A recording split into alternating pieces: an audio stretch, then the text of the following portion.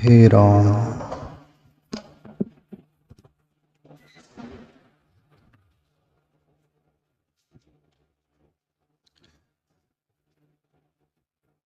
हाँ प्यारे मित्रों, सत्संग अपना होता था गुरुवार के दिन। वो शाम का समय रहा करता था,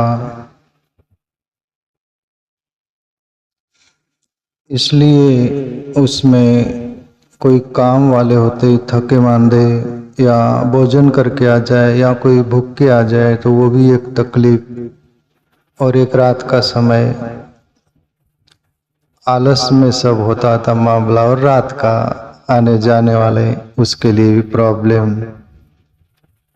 इसके लिए ये डाइवर्ट किया गया परमात्मा की कृपा से।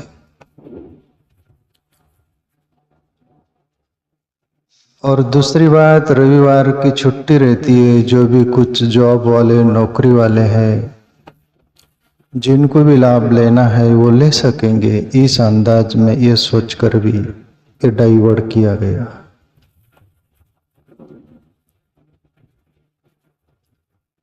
तीसरी बात, आप लोग आओगे तो आप परफेक्ट जिज्ञासु होंगे।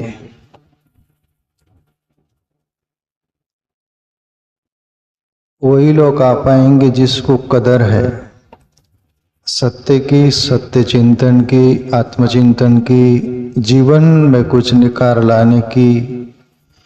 जिंदगी हमें मिली है उसको संवारने की, वही लोग आ पाएंगे। इसमें से चुनिंदे लोग आएंगे जो सार होंगे। इसमें टाइम पास नहीं होगा।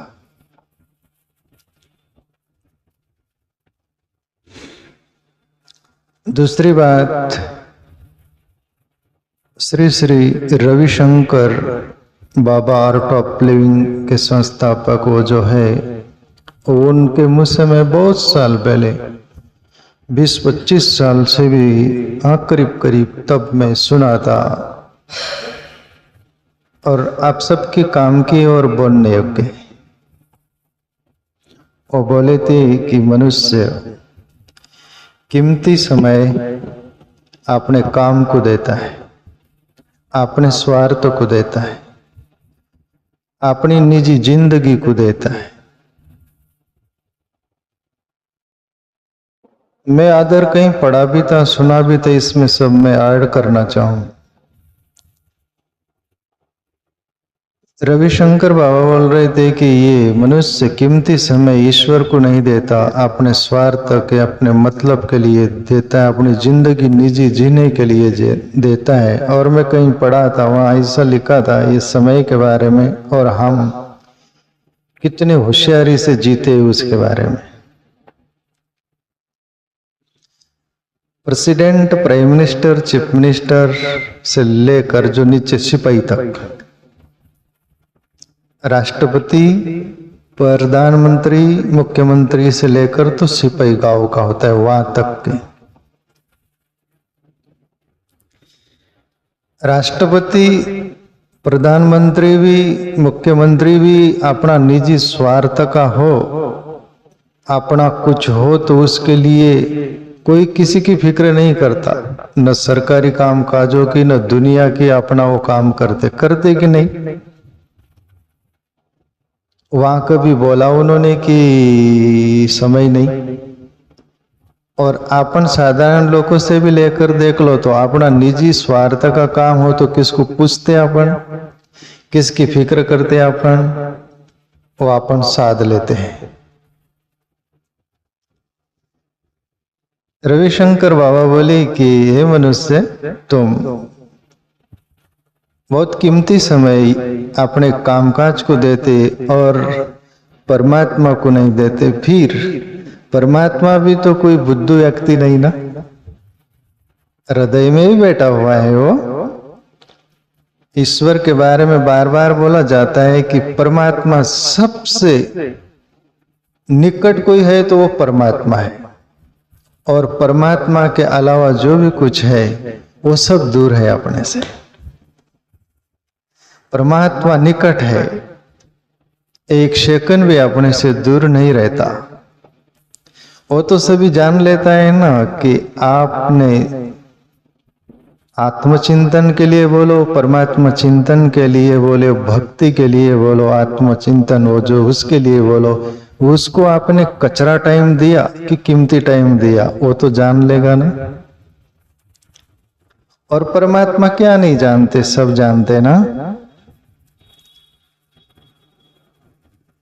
एक ऐसी बात याद आई एक साधु की। एक साधु थे, साधु संत ब्लाइंड थे, अंधे थे, मान लो आंख से दिखता नहीं था। मंदिर में रोज जाते, पुजारी रोज देखता, अदर लोग भी देखते। अंधा था, दिखता नहीं था। मंदिर में आते, मूर्ति को नमस्कार करते, हाथ जोड़ से सर टेकते, सब कुछ बरसों से ये चलता था। एक दिन पुजारी को लगा कि ये अंधे साधु बाबा को क्यों न बोल दे कि आपकी तो आंख नहीं है, मंदिर में क्यों आते हैं आपको तो दिखता नहीं, आप मंदिर में क्यों आते? ऐसे एक दिन पुजारी बोला। तब वो संत साधु जो थे, जिनको दिखता नहीं था, वो जवाब देते, वो सुनने लायक, जो हमारे अंदर ईश्वर है उसके प्रति प्रतीति होगी कि है सच में। और हमारी और संतों की विचारधारा या सभी कुछ सोच क्या होती वो भी समझने होगी। वो संत बोले पुजारी से, वो ईश्वर को मालूम है मैं अंधा हूं, मुझे दिखता तो नहीं। आपको भी मालूम, सब दुनिया को मालूम, फिर भी मैं मंदिर में आता हूं। मूर्ति वो ईश्वर दिखता नहीं। मैं तो अंधा हूं, कबूल है, सबको सब जानते, पर ईश्वर अंधा है क्या? वो तो देखता है कि नहीं। ये भले अंधा है, पर मैं हाजिरी लगाता हूं, तेरे दर पर आता हूं, तुझे पुकारता हूं। वो तो जानता है ना, मैं भले न दिखे मुझे। वो तो कहने का तात्पर्य, ईश्वर हर मोमेंट, एवरी मोमेंट, प्रत्येक क्षण हमारे साथ कनेक्टिविटी रहती है। हम दुनिया को झांसा दे सकते, हर बात के लिए चालबाजी कर सकते, पर ईश्वर को दगा और धोखा दोगे ये हो नहीं सकता। और तुम मानो तो तुम्हारी चालाकी।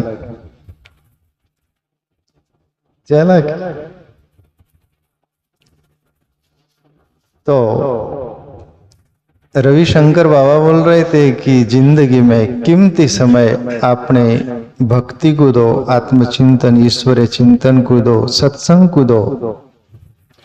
तो ये सभी सोच समझकर ईश्वर जो अपने आश्रम की जो गतिविधि चल रही है प्यारे मित्रों, ये बागडोर परमात्मा के हाथ में है, सदगुरु के हाथ में है। और कठपुतली बनाया है, वो जैसा नचाएगा और जैसा गाइडिंग, वो जो भी मार्गदर्शन करेगा आपके हित की होगी, और ईश्वर मेरे भी हित की कुछ करेंगे। और खुद का हित हो, जिसको जाने हो वो सबका हित सोचता है। तुकाराम बाबा की पंक्ति बार बार बोलते, अपन हमें भी गढ़ लो, तुम्हें भी गढ़ाना। हमने जीवन गढ़ाए, दुनिया वालों तुम भी गढ़ सकते हो। हमने जीवन को बनाया, परमात्मा के काबिल तुम भी बना सकते हो। तुम और हम अलग नहीं। तो ये सभी जानते ही ये डिसीजन लिया गया कि दिन में 11 बजे से जो समय है, आगे चल के आप लोगों की सब कुछ टाइम की दूर से आना, कोई आना चाहे उनको वो होगा तो 11 की जगह 12 बजे भी ले सकेंगे अपन। पर अभी जो शुरुआत हुई 11 बजे से है। तो प्यारे मित्रों, ये जो आप सुनोगे, चौकन्न होकर, बिल्कुल सजग होकर आपके दिल तक पहुंचेगा। इसमें आलस नहीं, परमात्मा नहीं, और आपका जिंदगी का कीमती समय जो आप कुछ भी कार्य कर सकते थे वो सब छोड़कर इस कार्य के लिए आपने समय दिया, यही आपके गिनती में रहेगा। बाकी जो मैं बोला करता हूँ, सहज बोलता हूँ, गधे ने खाया खेत, न पाप न पुण्य, पेट जरूर भरता है। अपन जिंदगी जी रहे वैसे ही गधे की तरह ही खा रहे और खाली कर रहे। जिसने दिया पेट उसने आपत्ति डाली, सुबह भरो शाम को खाली, शाम को भरो सुबह खाली। ईश्वर के प्रति बोला गया, प्रभु एक टीच भर का पेट दिया, बड़ा दिया होता तो हम क्या करते न क्या नहीं। जिसने दिया पेट उसने आपत्ति डाली, सुबह भरो शाम खाली, शाम भरो सुबह खाली। एक संत थे, जा रहे थे रास्ते से, तो एक शॉपकीपर था, दुकानदार, उससे बोले कि भैया क्या कर रहे हैं? बोले दिख नहीं रहा क्या कर रहा हूं। आदमी परेशान हो तो खींचकर ही बोलता है, दिख नहीं रहा क्या कर रहा हूं? बोले दिख तो रहा, फिर भी पूछ रहा हूं। संत बोले, संतों को सब दिखता है, पर तुम्हें बताने के लिए वो सब बोलते हैं, है ना? एक संत में कहीं कहीं किधर भी छलांग मार जाओ तो आप ख्याल में रहना, मुझे वहां पर लाना। वो हाथ में चले सो बोलिया, बे हाथ चले सो पीर, आन हाथ बे हाथ दो चले उनका नाम फकीर वाली बात हो जाती। कभी कभी हाथ में भी रहता हूँ, आध पार भी कर जाता हूँ। एक संत ट्रेन में जा रहे थे, बोगी में बैठे थे, सब यात्री थे, बैठे थे। संत अपना जो बोझ था, झोला होगा, जो भी कुछ सामान होगा, वो गटोड़ा जैसा वो बांध कर सर पर रख के सीट पर बैठे। वो दुनिया जो बैठी थी, बाबा आप हाथ पार कर गए, ना समझी की भी आप ये बोझ सर पर रख रहे, ये ठीक तो नहीं। ये ट्रेन डोरी सब, हमारा भी सामान सब रख रख हम निश्चिंत बैठे, हमारा बोझ का भी, आपका बोझ का भी, हमारा भी सब ट्रेन बोझ ढोरे, आप तो नहीं ना। तो आप ये मत करिए ना, आप बोझ नीचे रख दीजिए ना। तो संत बोझ नीचे रख दिए। बोले मैं तो सोचा था कि आप ना समझ होंगे, पर आप तो समझदार लग रहे। बोले ये मैं बोझ तो नीचे रख दिया। बोले संत बोले बोझ नीचे रख दिया, पर ये तो ये साधारण बोझ है। बोले पर आप जिंदगी का बोझ सर पर लाद के चलते हो। बोले दुनिया भर का बोझ लाद के चलते, मैं तो ये गठोड़ा जो बोझ था वो नीचे रख दिया। मैं हालांकि मुझे सूझबूझ थी कि ये बोझ ट्रेन ही ढो रही, पर आपको बोझ देने के लिए बोल रहा हूं। वो ईश्वर तुम्हारी अपनी जिंदगी सब चला रहा है, चलाते रहेगा, फिर भी तुम बीच में अड़ंगा डालते हो कि मुझे ही करना है, मेरे बिगर होगा ही नहीं, मैं ही सब। इसके पहले आप नहीं थे तभी भी तो चल रहा था, आप लोग नहीं रहोगे तभी भी तो चलेगा ना। पर मनुष्य बीच में खच्चर गधा, बिल्डोंग की खच्चर गधा बन के जिंदगी बोझ ढोता है। तो संत बोलते इसको छोड़ दो, तुम नहीं करता धरता।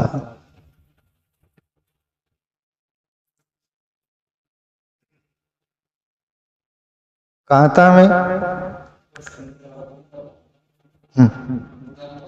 दुकान हो ऐसा, तुम भी पकड़ के रखा करो।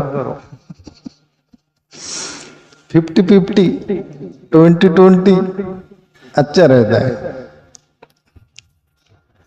शॉपकीपर से बोले, दुकानदार से संत बोले जानता हूं मैं, फिर भी पूछ रहा हूं क्या कर रहे हैं? बोले दुकान कर रहा हूं। किस लिए? बोले रोटी रोजी के लिए पैसे कमा रहा हूं। बोले पैसे कमा कर क्या करेगा? बोले पेट भरूंगा। बोले पेट भर के क्या करेगा? बोले जैसे लोग जी रहे वैसे जीऊंगा। ऐसा जी कर क्या करेगा? बोले जैसे लोग मर रहे वैसे मैं भी मर जाऊंगा।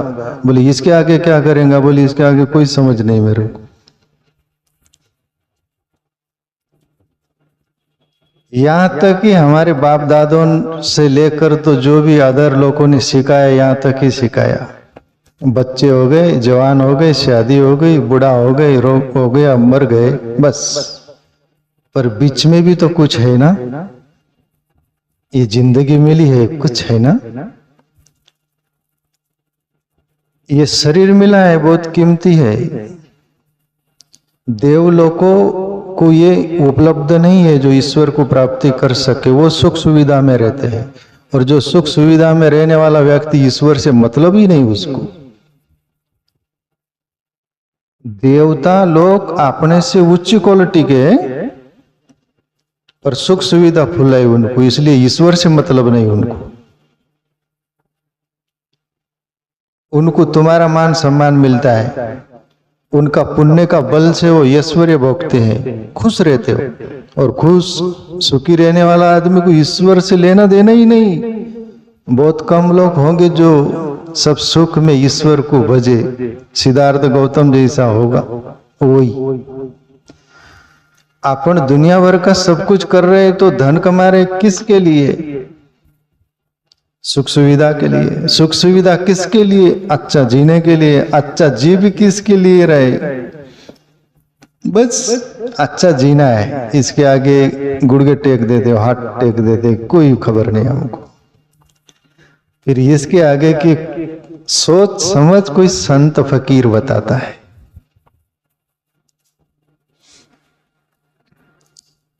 तो प्यारे मित्रों, जो ये समय पर चर्चा चल रही है अपनी, तो ये कीमती समय है।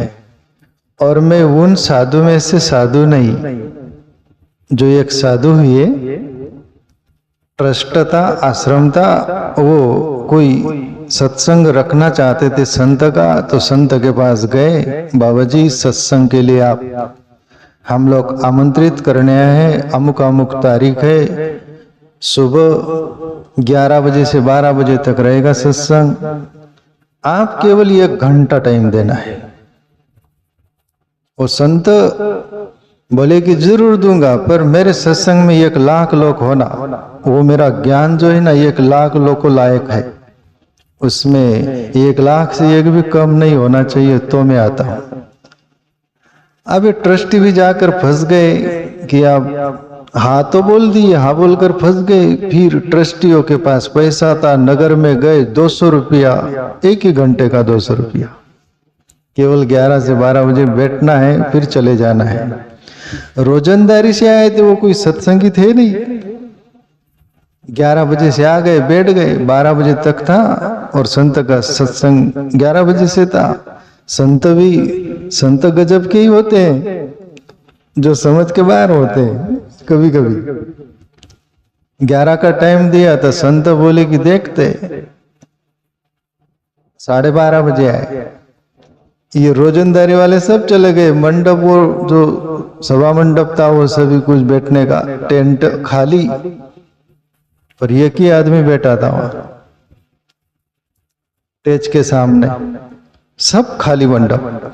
ट्रस्टी भाग गए कि संत आएंगे, आपने को बोलेंगे कहाँ है लोग, तो क्या जवाब देंगे, वो भी भाग गए। एक ही बैठा था सामने। संत आए, वो अकेले आदमी से बोले तू क्यों रुका हुआ है, यहाँ तो कोई नहीं, कि अभी लोग आए नहीं। बोले लोग चले गए। बोले इतना जल्दी कैसे चले गए हो, मैं तो आया नहीं था, बिना सुने कैसे चले गए। बोले रोजंदारी से आए हुए थे वो।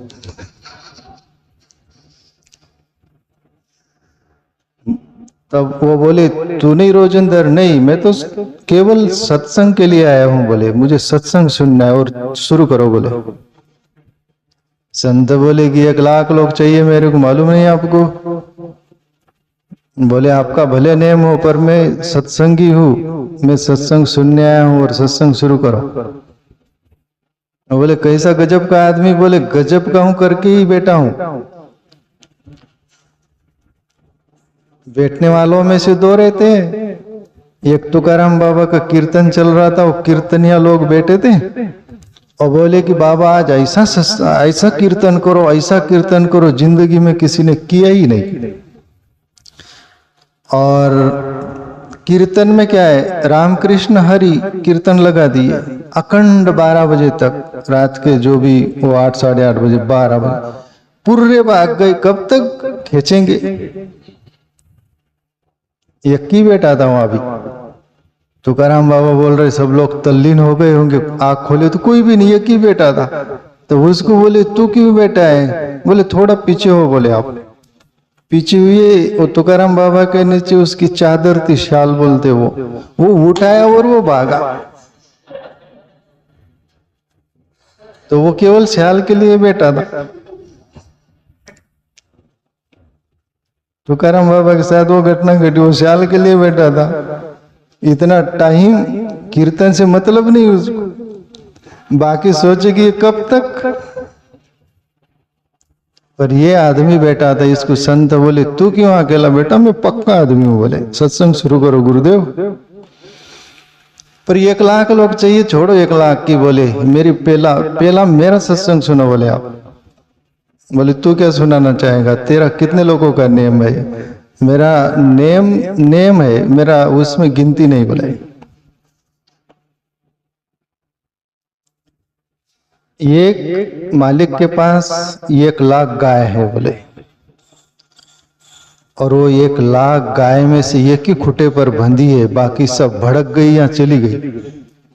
और वो मालिक आया है चारा पानी डालने के लिए।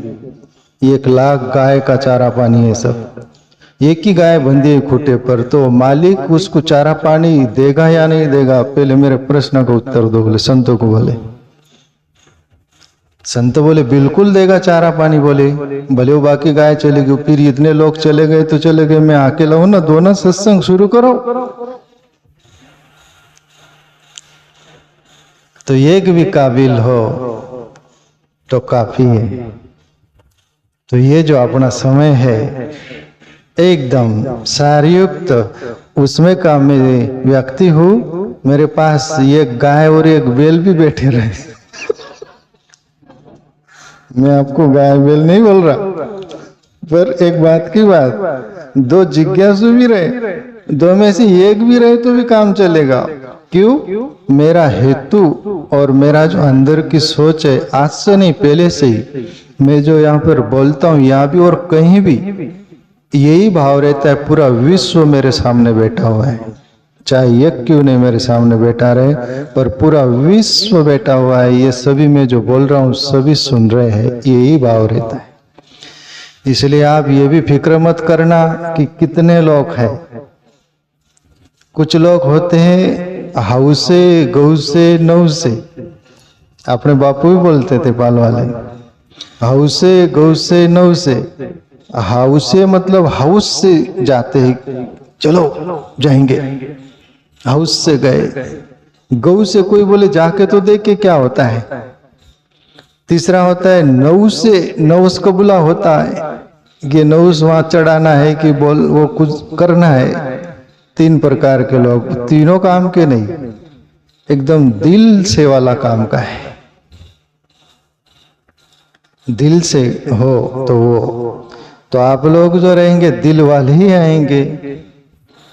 तो उसके लिए ये ईश्वर ने बगीचा लगाया है प्यारे मित्रों। तो आगे और एक सूचना दे दूं आपको मैं मेरा जीवन खुद स्वतंत्र रहने का बचपन से मेरा ब्लडिंग नेचर है, मेरा खून का स्वभाव है स्वतंत्र रहना खुद भी। और जो खुद भी स्वतंत्र रहेगा वो किसको परतंत्र रखेगा क्या? मैं पूछ रहा हूं आपसे, रखेगा? जो स्वतंत्र जिएगा वो किसी को भी बांधेगा नहीं, और जो स्वतंत्र नहीं जिएगा वो दूसरों को बांधेगा। और प्यारे मित्रों, बांधना, बंधन इस जगत में सबसे बड़ा पाप है, अपराध है। ये मेरा निजी अनुभव है। इसलिए घर, कुटुंब, परिवार में भी वो आजाद जीना चाहते ना, छोड़ दो, दे दो उनको जिंदगी, बंधन मत दो। बंधन से बढ़कर इसमें वशों को भी पड़ा था। ये तो मैं मेरा निजी अनुभव से बोल रहा हूं, पर प्लस वशो, कोई भी प्रकार का किसी को तुम बंधन में डालो, बंधन कब्जा करके रखो, उनको बंदी बनाओ, तो उससे बढ़कर इस दुनिया में पाप नहीं। ये सत्य है प्यारे मित्रों। मुक्त गगन के पंछी सबको जीने दो, खुद जियो और दूसरे को जीने दो। तुम किसी के भी मालिक नहीं हो, परमात्मा ने तुमको जिंदगी दी है, तुमको जीने का हक है अपने ढंग से, अपने अंदाज में। उसमें कोई खलल मचाता हो तो वो अततई है, वो अततई है, वो शत्रु है। तो मैं आपसे बोल रहा हूं, मैं खुद बंधन में नहीं रहता तो मैं आपको बंधन में बांधूंगा नहीं। आपकी आत्मा गवा दे, सत्संग को ये 11 बजे का समय देना है, आपकी आत्मा गवा दे, उत्साहित रहो, प्रसन्न रहो तो आना, और नहीं आने का हो, अपना काम धंधा हो तो काम धंधा करना, आप मुक्त रहना। जबरदस्ती वो नहीं करना, अपने साथ भी अन्याय मत करना। तुम्हारे साथ भी वो अन्याय मानता हूं तो मुझे भी ये इफेक्ट होता है उसका। मजबूरी के नाम महात्मा गांधी जीवन जीना नहीं। मैं बीच में कोई सत्संग में बोला ना, प्रश्न उत्तर में किसी ने पूछा था ना मुझे कि बापू का आप शिष्य हो तो बापू जैसे रहना चाहिए, वो सब नहीं। बापू एक ही पैदा होता है, यहाँ दूसरा बापू पैदा नहीं होता। आप जितने भी लोग बैठे, आप में से एक ही पैदा हुआ है, दूसरा तुम्हारे वो लेवल का बोलो कि तुम्हारे विचार का वो कभी पैदा नहीं होता। ईश्वर की रचना है, परमात्मा एक ही बनाता है, यहाँ दोबारा बनाता ही नहीं। वो दोबारा अपन बनाते हैं कॉपी, ईश्वर के पास कॉपी नहीं है। स्तंभ है, उसकी रेशा वो भी किसी की मिलती नहीं, ऐसा एक ही बनाता है वो, इसलिए वो ईश्वर है। ईश्वर का अर्थ होता है इससे भी परे, सबसे अलग।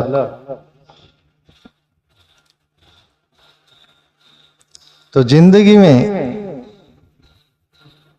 बिल्कुल जिंदगी को बुनना,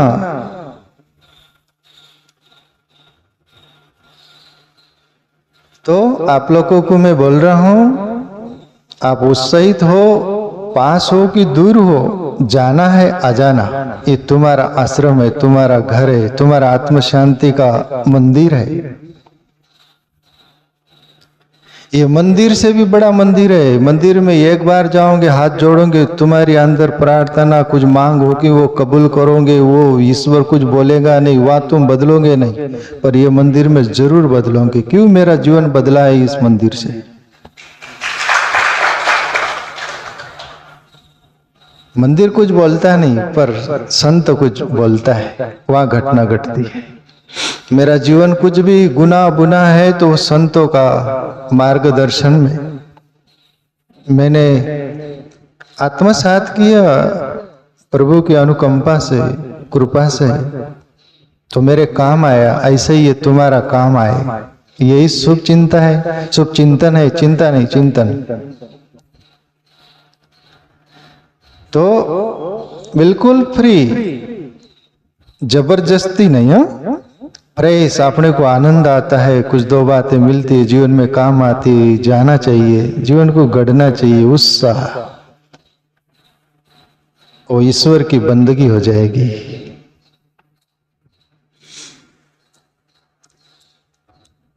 तो मैं सुबह सोच रहा था, ऐसा कोई भी विषय चुना नहीं था मैं सुबह तक, पर मैं बाथरूम में नहाते नहाते आप लोगों के लिए सोचा, कहीं पढ़े सुने वो बोलना तो वो सरल है, सीधा है, पर तुम्हारे अंदर आत्मा से दो। ये मेरी अंतरात्मा बोलती है। तुम्हारा निजी भी होना, लोग बोलते वो अभंग गाते, कोई तुकाराम बाबा ने ऐसा कहा, तो ये किसी ने बोला तुकाराम बाबा ने बोला, पर तू क्या बोल रहा है, तू बोलना। कबीर ने ऐसा कहा, उसने वैसा, अरे उसने बोला, पर तू क्या बोला, तेरा भी तो दे। और खुद का भी हो, प्लस हो तो फिर माइनस प्लस हो जाता है। तो सोच रहा था प्यारे मित्रों, ये मैं कहीं पढ़ा नहीं था, कहीं सुना भी नहीं हूं, वो बात मैं बोलना चाह रहा हूं, मेरा हृदय का, अंतःकरण का। इस पर कोई विश्लेषण भी किए होंगे अपने अंदाज में। मैं तो बोल रहा हूं ना, एक ही पैदा होता है, उसकी अपनी टोन अपनी होती है, उसका अपना अंदाज अपना होता है। नक्कल करिएगा मत। नक्कल करने को अक्कल चाहिए, वरना शक्ल बदल जाती है। आसाराम जी बापू के मुंह से 25-30 साल पहले सुना था मैं, जब बापू हम सत्संग सुनने जाते थे आसाराम बापू का। ये वो कहाँ बोले थे? खरगोन में बोले थे। नक्कल करने को अक्कल चाहिए, वरना शक्ल बदल जाती। बिल्कुल, नो डाउट, आई एग्री। तुम्हारी कूदने की 5 फीट क्षमता है, बावड़ी है, जैसे 5 फीट की बावड़ी है। अपने राजेश बाबू की बावड़ी है 5-6 फीट की कुछ। पहले जमाने के 2 ही लोग खोदे बोल रहे थे, वो आंबिड़ होल के लोग खोदे थे बोल रहे, क्या ऐसे बोल रहे जी। अब अभी तो बड़ी बड़ी होती है ना। तुम्हारी 5 फीट बावड़ी कूदने की क्षमता है, और तुम किसी का सुन लो कि वो तो बावड़ी छलांग मार जाता, उधर कूदता है। आप उसकी छलांग मारने की 10 फीट की कैपेसिटी है, और तुम्हारी 3 ही फीट की है, और तुम बोले वो कूद सकता तो मैं भी कूद सकता हूं। मारो छलांग बावड़ी में, फिर शक्ल बदल जाएगी कि नहीं? तो किसकी भी कॉपी करना नहीं, कॉपी करना भी अपराध है। कॉपी जरूर करो, बाकी दिल में खुद का उतार। दुनिया 80-85% कॉपी कर रही है, पर वो तुम्हारा दिल का भी मिश्रण होना उसमें। कॉपी करती है ना? तो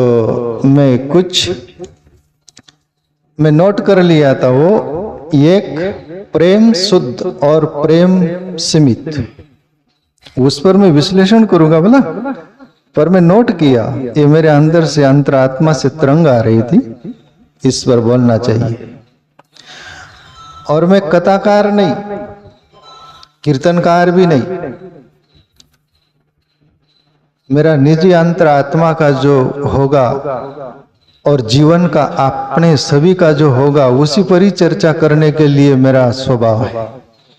आप लोग नहीं तो सोचोगे बापू तो कोई कथा भी नहीं करते, कोई कीर्तन भी नहीं करते, यहाँ वहां की नहीं, वो बीच में आ गए तो ले लेंगे।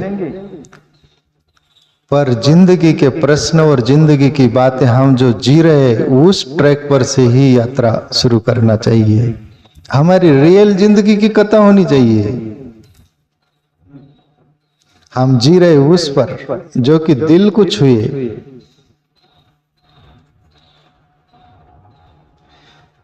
एक प्रेम शुद्ध और प्रेम सीमित, इसमें से एक प्रश्न पर भी चर्चा हुई तो मैं एक ही लूंगा, फिर ऐसा क्रम चलता रहेगा रविवार संडे को। आज एक ही बात पर यदि उतना समय हो गया तो अगले रविवार, ऐसा नहीं पूरे लेना है, आपको कोई मारना नहीं है मुझे।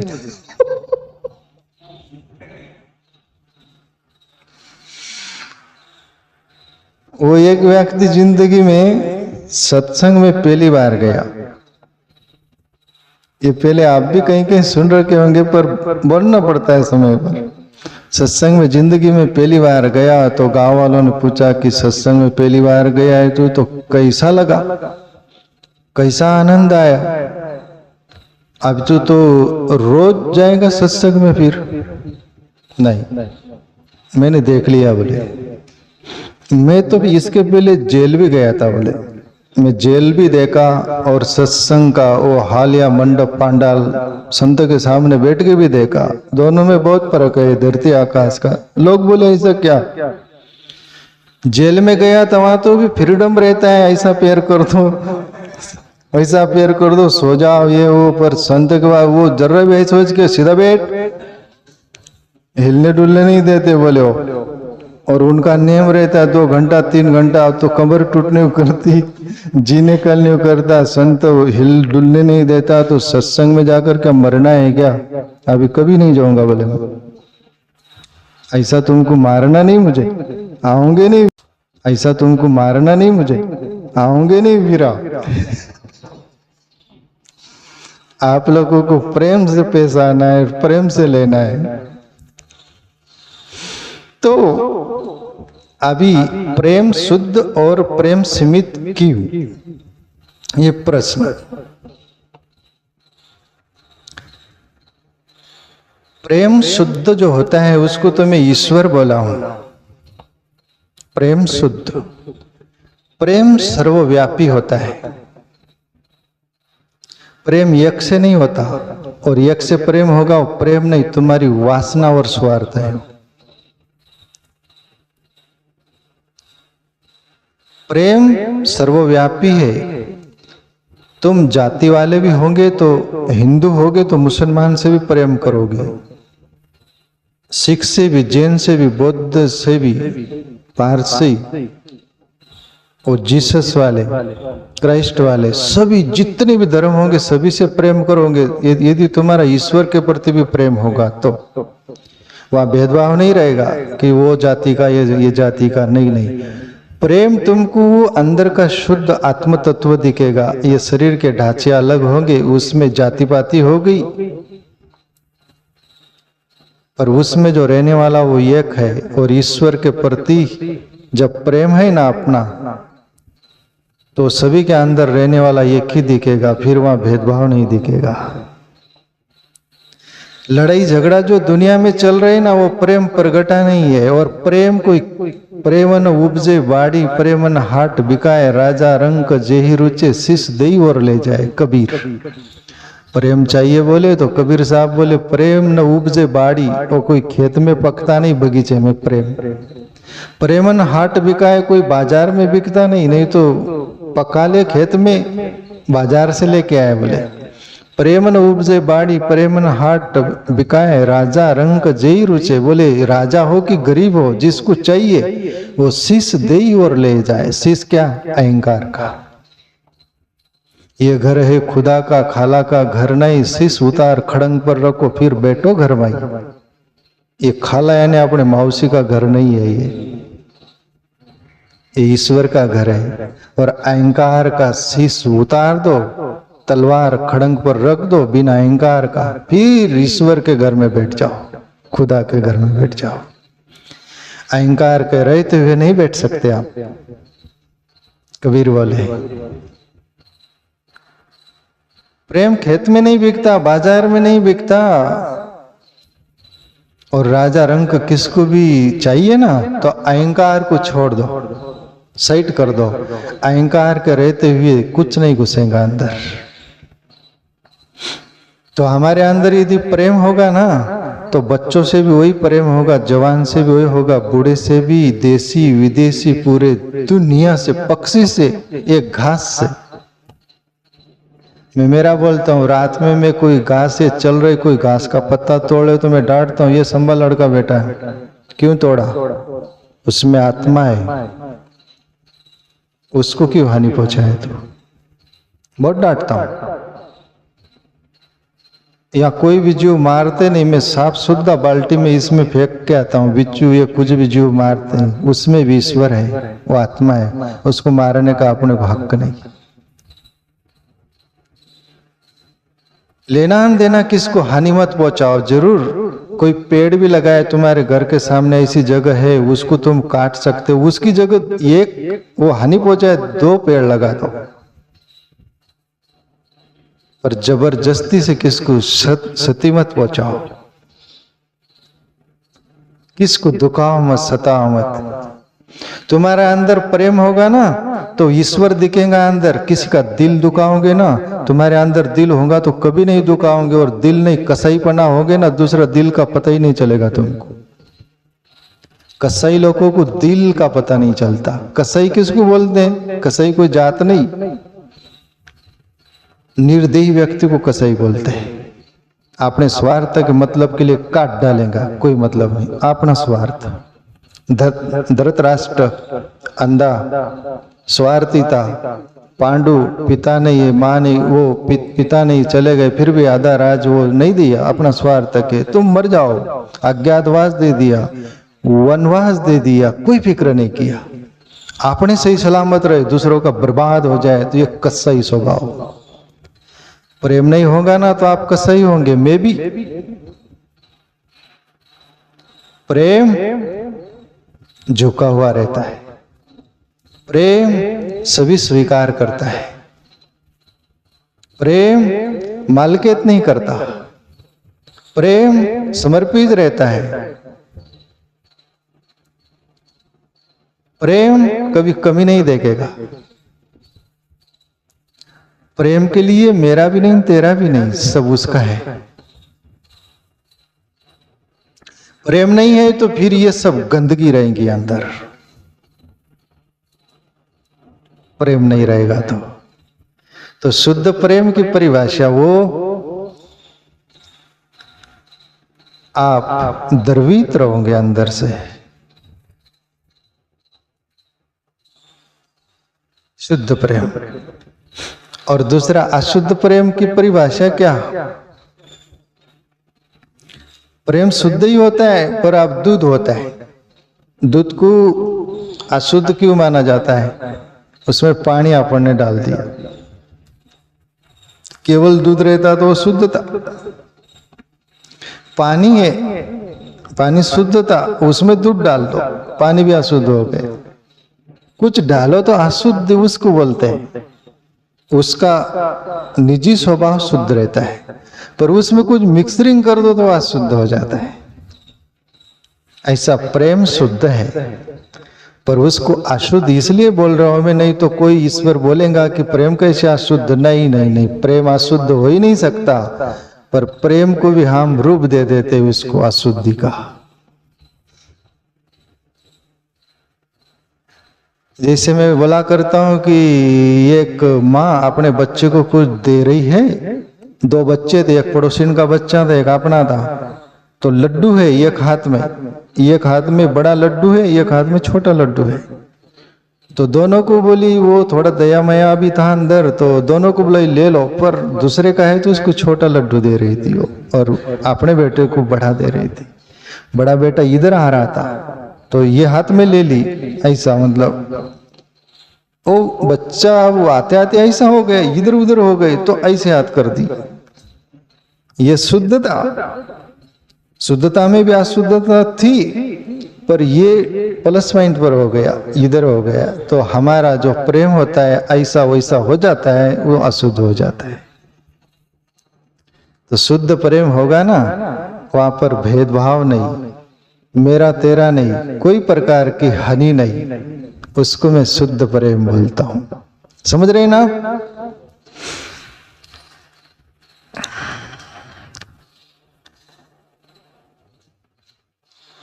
देखो, ईश्वर के प्रति भी हमारा प्रेम हो, अपन भक्ति मार्ग के भी हो, तो उसमें भी शुद्ध प्रेम चाहिए। शुद्ध प्रेम नहीं होगा तो अपन जो बाहर की मान्यता है ना, उसमें भी विवेक से अपन काम ले सकते हो, दिल से ले सकते हैं। बुद्ध की एक शिष्य हुई, यानी शिष्य नहीं यानी भक्त हुई। बुद्ध तब नहीं थे, मंदिर था जापान में। मैं वर्षों से पढ़ा था पहले, यानी ये ईश्वर के मार्ग में भी तुम्हारा प्रेम में कितना अशुद्धि आ जाती है। वो अशुद्धि नहीं, वो बोले तुम्हारा कमजोरी बोल दो, प्रेम में भी, ईश्वर के प्रति भी। जापान में मंदिर थे बुद्ध के, बहुत 50 मंदिर थे, और वहां पर बुद्ध की एक भक्त थी, एक श्री, वहां पहुंची है कहीं से, बुद्ध के 50 मूर्तियां थी मंदिर की।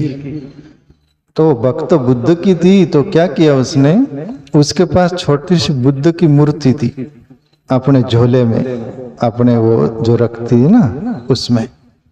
तो वो सोची कि 50 बुद्ध की मूर्ति है भगवान बुद्ध की, तो मेरे बुद्ध की अगरबत्ती वगैरह होती ना, अगरबत्ती में लगाऊंगी तो ये सभी बुद्ध ले लेंगे, ये मूर्ति बड़ी बड़ी जो है मेरे बुद्ध को नहीं मिलेंगी।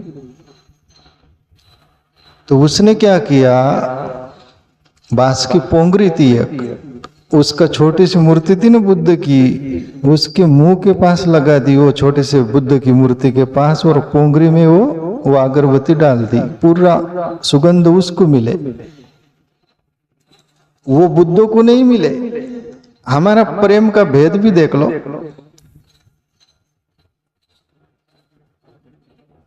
लगाती बड़ी खुश हो रही कि तुम बुद्ध ऐसे बैठे रहो, मेरा बुद्ध को ही मिलेगा ये। और वो पोंगरी में से धुआं जो होता है ना अगरबत्ती का, वो छोटी सी मूर्ति बुद्ध की काली हो गई सब। और सच में ईश्वर के प्रति, बुद्ध के प्रति प्रेम रहता तो वो भी बुद्ध यही है और ये भी बुद्ध वही है। वो भाव में शुद्धता ना, वो प्रेम शुद्धता ना, पर उस प्रेम में भी अशुद्धि आ गई। ये मेरा बुद्ध, वो दूसरों जापानियों का बुद्ध अशुद्ध हो गया। ऐसे ही हम बाह्य जगत में भी ईश्वर को मानते हैं। कोई राम को मानता है, कोई कृष्ण को, शिव को, विष्णु को, देवी देवता, ये सब मेरे, बाकी अपने नहीं हो। वहां पर भी पार्टी, राजनीति में पार्टी है, वो सब कुछ तो वहां समझ में आता है, पर ये ईश्वर कि वहां भी पार्टीबाजी चल जाती है। प्रेम पहली बात ये समझ गए ना, प्रेम कहां से उबजता है? हृदय से उबजता है। और हृदय से उबजता है हम आत्मचिंतन करें तब। बार ठन ठन गोपाल डंडे में झंडा डालकर कितना भी फिरो तुम, शिखर पर चढ़ जाओ, झंडा हमारा ऊंचा रहे, कहीं भी कुछ भी कब्जा कर लो, झंडा हमारा ऊंचा है, ये तुम्हारे पास है, कपड़ा भी, झंडा भी, डंडा भी। इससे कोई डंडा झंडा वाला ऊंचा नहीं रहने वाला। दिल से उपजेगा। जीवन में साधना हो, साधना से प्रेम, करुणा, त्याग, वैराग्य, दैवी गुण अंदर से पैदा होते हैं, बाहर से बिक्री नहीं मिलते ये मोल।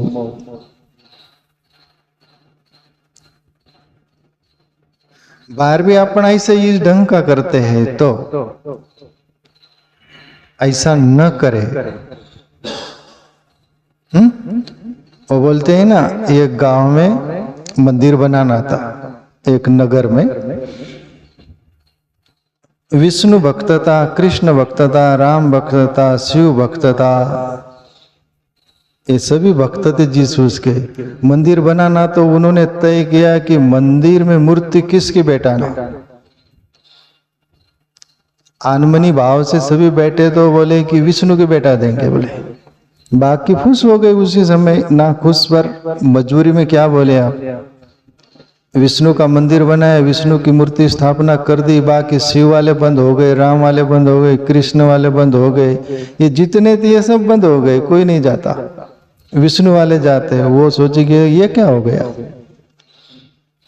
शिव की बेटा है, फिर शिव वाले जाते, वो सब बंद हो जाते। राम की बेटा है, राम वाले जाते, वो सब बंद। कृष्ण वाले, वो सभी कुछ ऐसा कोई चला नहीं मंदिर का काम, सब रुकने लग गए। फिर वहां से एक संत आ रहे थे और सोचे मामला क्या है बाबा, ये मामला सुलझ नहीं रहा। बोले आखिर हम करें क्या। संत बोले होटल बना दो, बोले इसको, ये मंदिर को होटल बना दो, बोले सभी आएंगे, बोले चाय पीने। वो मंदिर को होटल बना दिए, वहां सभी आ रहे, मुसलमान भी आ रहे, हिंदू भी आ रहे, जैन भी आ रहे, बौद्ध भी आ रहे, राम वाले, कृष्ण वाले, सभी कुछ आ रहे, सब चाय पी रहे, वहां कोई भेदभाव नहीं। प्रेम को हम अशुद्ध बना लो ना, तो वहां पर सब खंड खंड हो जाता है। प्रेम को व्यापक बना लो, वहां पर अखंडता हो जाती है। इस पृथ्वी पर जो हमारी मान्यता है वो अशुद्ध प्रेम के खातिर होती है ना। तो प्यारे मित्रों, 12 बजे का तक समय दिया है, तो मैं ये प्रेम पर थोड़ा सा बोल पाया, इसके आगे की चर्चा मैं करूंगा। आपको एक भजन सुना देता हूँ और एक भजन का भावार्थ कर दूं, फिर कीर्तन करके आपको छुट्टी करूं बाड़गे में से। बाढ़ का मतलब ये सत्संग का बाड़गा है।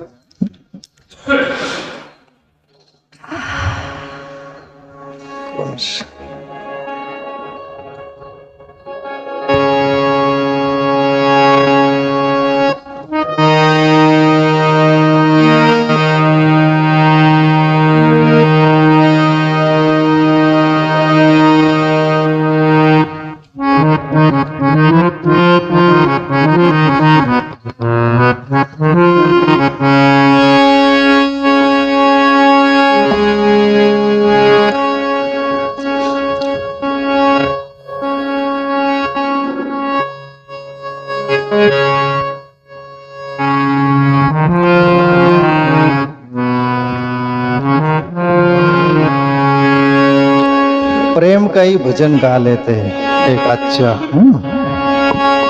मैं दूसरा कोई पद गाने वाला था पर उसको डाइवर्ट कर दिया।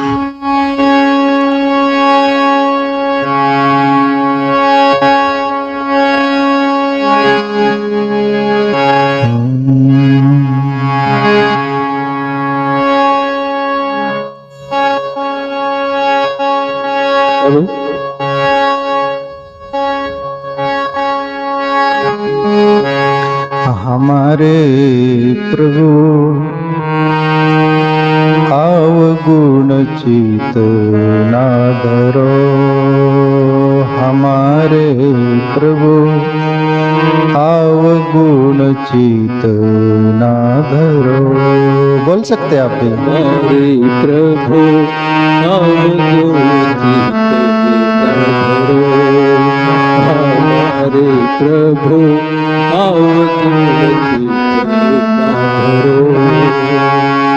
समदर्शी है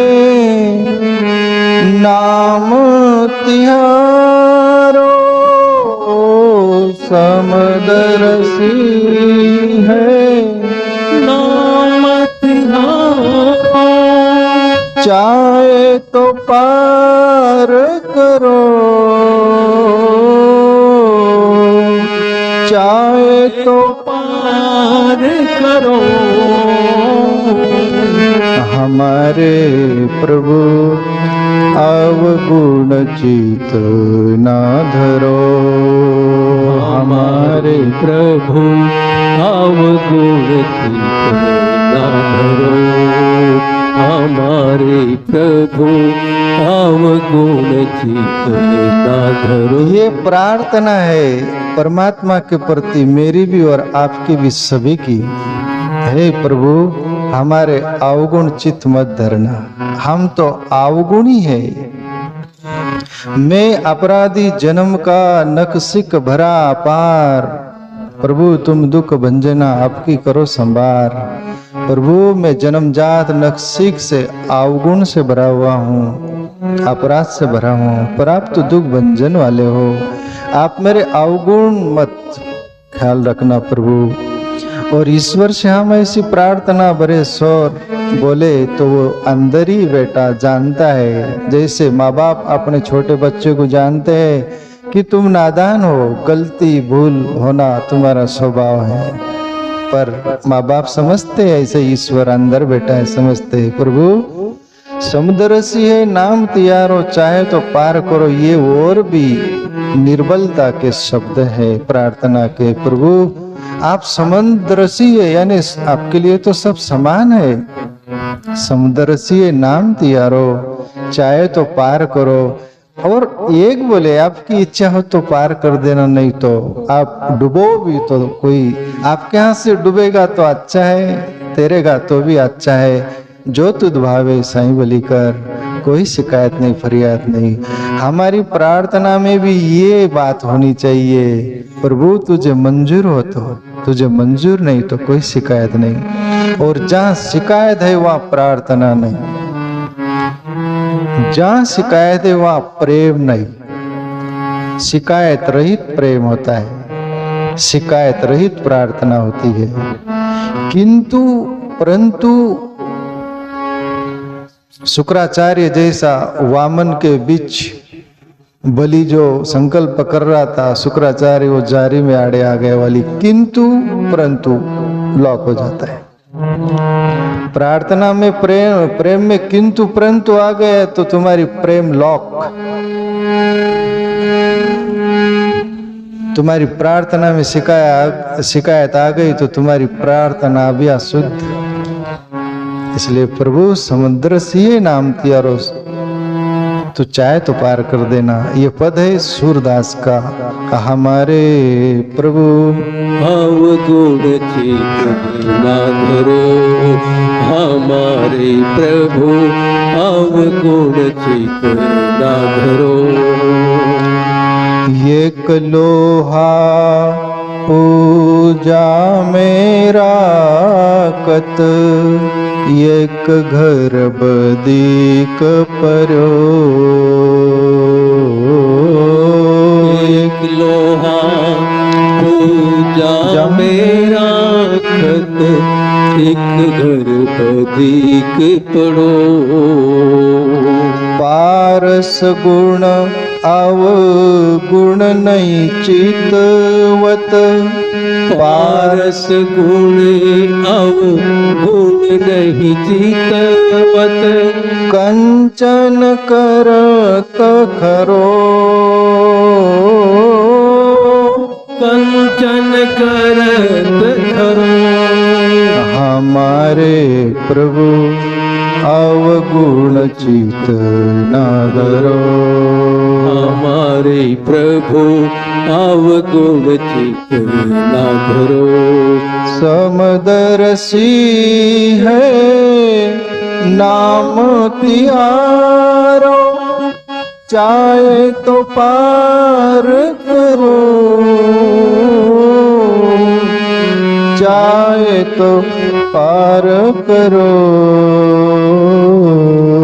हमारे प्रभु अवगुण चित धरो हमारे प्रभु अवगुण चित हे प्रभु जैसे पारस होता है वो तो भेद नहीं करता ना बोले पारस लोहे को छूले तो सोना बना देता है पारस भेदभाव नहीं करता पारस गुण अवगुण नहीं चितवत कंचन करत खरो ऐसे ही प्रभु आपके लिए कोई भला और बुरा क्या मायना रखता है मैं भले बुरा हूं अवगुण से भरा हुआ हूं पर मैं तेरा हूं मैं तेरा हूं प्रभु या तो कबीर उछाल मार गई एक बोले संत और पारस में घणो अंतरो जान पारस तो सोना करे संत करे आप समान कबीर साहब बोले प्रभु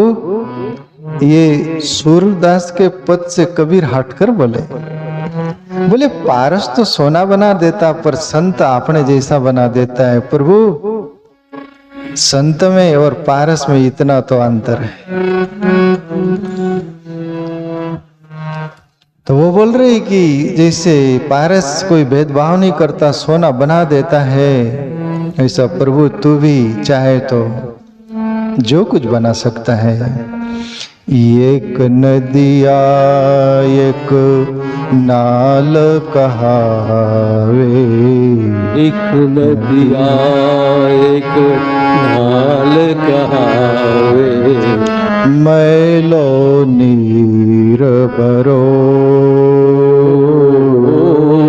महलो नीर भरो दो मिलकर जब एक बरण भाई दो मिलकर जब एक बरण भई सुरसरी नाम परो सुरसरी नाम पढ़ो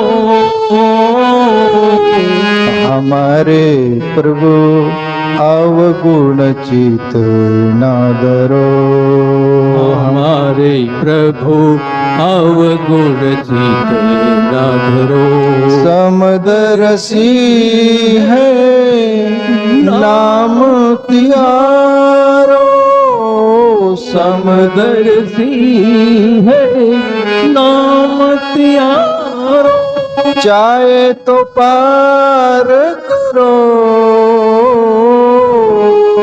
चाहे तो पार करो हमारे प्रभु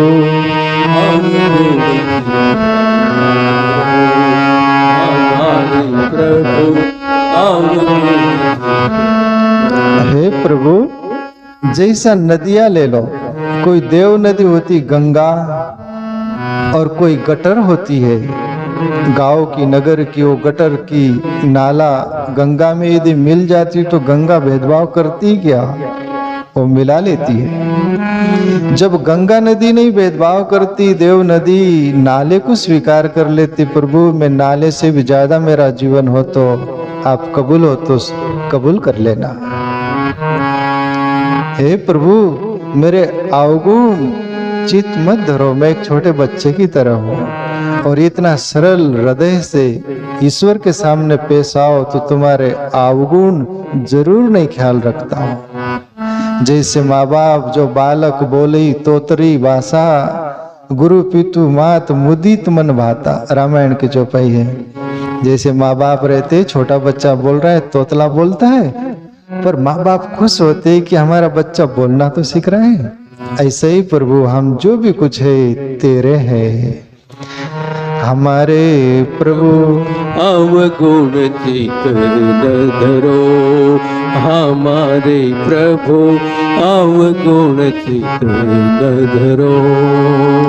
एक जीव एक ब्रह्म कहावे, एक जीव एक ब्रह्म कहावे, सूर श्याम झगरो, सूर श्याम झगरो। अब की बेर मुए पार उतारो, अब की बेर मोहे पार उतारो, नहीं पन जात तरो, नहीं पन जात खरो। हमारे प्रभु अवगुण चित न धरो, हमारे प्रभु अवगुण चित न धरो। समदर्शी है नाम त्यारो, चाहे तो पार करो, चाहे तो पार करो। हमारे प्रभु अवगुण चित न धरो, हमारे प्रभु अवगुण चित न धरो। सूरदास बोले, प्रभु मैं एक जीव हूँ और आप ब्रह्म हो, फासला तो बहुत बड़ा है ना। एक जीव एक ब्रह्म कहावे, सुर श्याम झगड़ो, और मैं झगड़ा किससे करने जाऊं, मैं झगड़ा आपसे ही करूं। और बोलते हैं ना, रीझ भजे या खींच, वो ईश्वर को रीझ से भजो कि खींच से भजो, वो सभी कुछ जानता है, तुम्हारी बात है, और तुम्हारी भाषा जानता है, भाव जानता है। ईश्वर भाव जानता है, भाव का केंद्र पकड़ता है।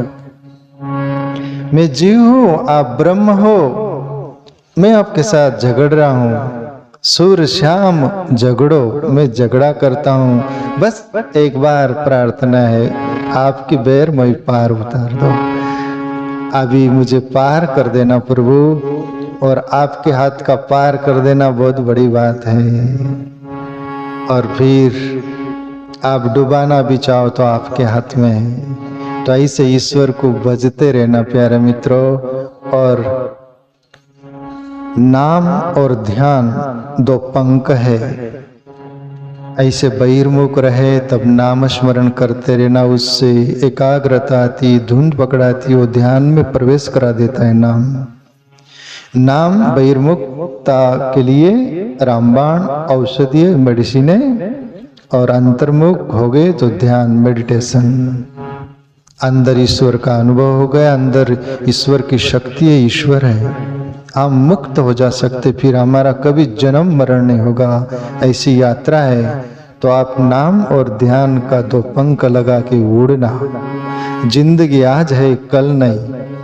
तुम अपन परिंदे है, मुसाफिर है, आज इस पेड़ पर बैठे, कल उस पेड़ पर, आज मंदिर में, कल मस्जिद में, गुरुद्वारे में, गिरजाघर में, किधर भी उड़ने वाले पंछी है। ऐसे पुकारते रहिएगा और आप सब आए, मुझे बहुत खुशी हुई, प्रसन्नता हुई। ऐसे आप लाभ लेते रहिए। अब ये अपेक्षा, अभिलाषा, अपेक्षा नहीं, निस्वार्थ भाव से अपेक्षा नहीं, तो अपेक्षा भी बुरी होती है। आप खुश रहो, प्रसन्न रहो, आनंदित रहो, यही शुभकामना साथ कीर्तन कर लेंगे, फिर आखिरी कीर्तन समापन होते से ही 2 मिनट मेडिटेशन ध्यान आग बंद कर लेना। हरे राम राम राम हरे हरे, हरे राम राम राम हरे हरे, हरे कृष्णा कृष्णा कृष्णा हरे हरे, हरे कृष्णा कृष्णा कृष्णा हरे हरे, हरे राम राम राम हरे हरे, हरे राम राम राम हरे हरे, हरे कृष्णा कृष्णा कृष्णा हरे हरे, हरे कृष्णा कृष्णा कृष्णा हरे हरे, हरे राम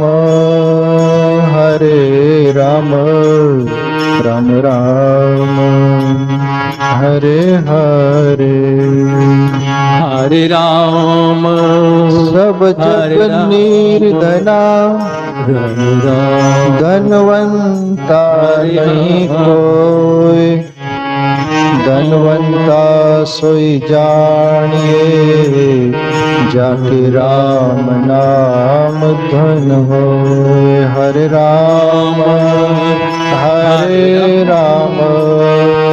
राम राम हरे हरे, हरे राम राम राम हरे हरे, हरे कृष्णा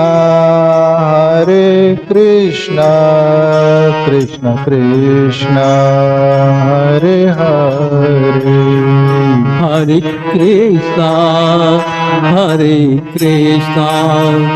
कृष्णा कृष्णा हरे हरे,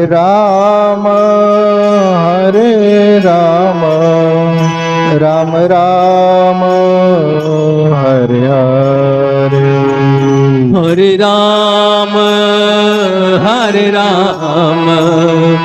राम राम हरे हरे, हरे कृष्ण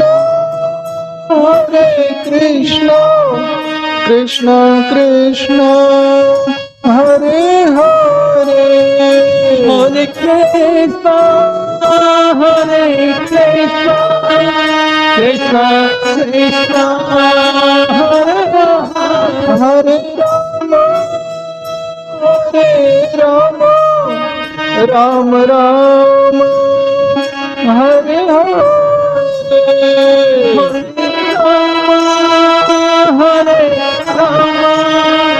राम हरे कृष्ण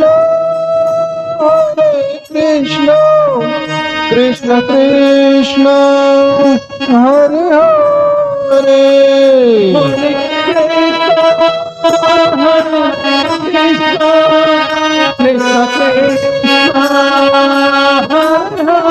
हरे राम राम राम हरे हरे, हरे राम राम राम हरे हरे, नई कली कर्मन भक्ति विवेकु, राम नाम अवलंबन एकु, राम नाम की लूट है, लूट सके तो लूट, अंत समय पछताएगा जब प्राण जाएंगे छूट। हरे राम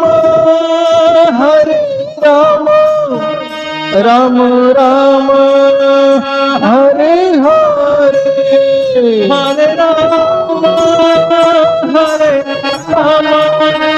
राम राम हरे हरे कृष्ण कृष्ण कृष्ण हरे हरे, हरे कृष्ण कृष्ण कृष्ण हरे हरे राम राम राम हरे हरे। हरे राम मनोज राम सबका ले लो। हरे हरे हरे कृष्णा कृष्ण कृष्ण हरे हरे, हरे कृष्णा कृष्ण कृष्ण हरे हरे। उल्टा नाम जपे जग जाना, वाल्मीक भय ब्रह्म समाना, नई कली कर मन भक्ति विवेकु, राम नाम अवलंबन एकु। हरे राम राम हरे हरे, हरे कृष्णा कृष्ण कृष्ण हरे हरे, हरे राम राम हरे हरे। 1 मिनट सभी जैसे है वैसे ही मेडिटेशन ध्यान में आके बंद करके बैठ जाओ 2 मिनट।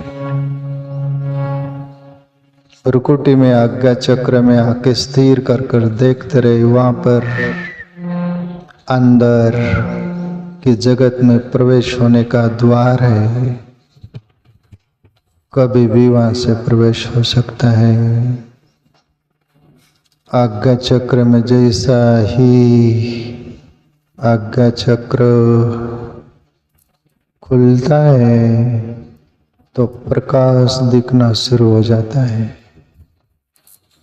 2 मिनट अपने अंतर्यामी ईश्वर में स्थिर हो जाओ, जिसके लिए शिव पार्वती से बोले, हे पार्वती, वो अंतर्यामी ईश्वर में जो कुछ सेकंड भी स्थिर हो जाता है वो मुक्त हो जाता है।